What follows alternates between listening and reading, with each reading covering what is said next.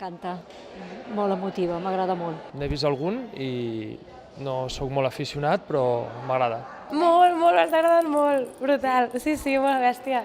Una passada, és un món molt obert i és preciós.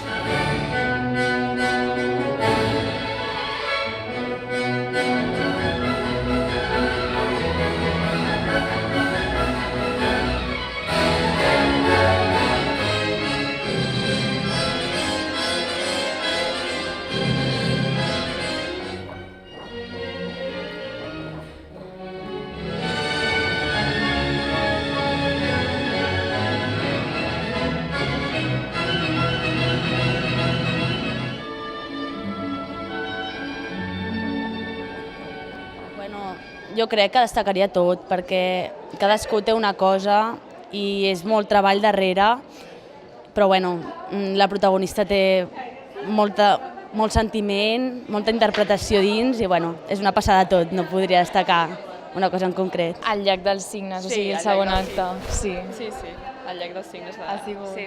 O sigui, tot està superbé, però el llac dels signes està... Doncs no sé, és molt harmoniós tot, no? Ja és com una unitat, no sé, és com si tots fossin un, no sé, m'agrada molt. Doncs el que més m'ha agradat ha sigut el cos de ball dels signes. No havia vist mai un d'aquest nivell i trobo que està molt bé.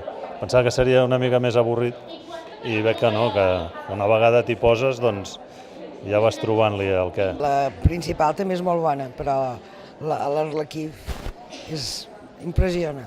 Quan estan les quatre ballarines fent allò de... Bàsicament.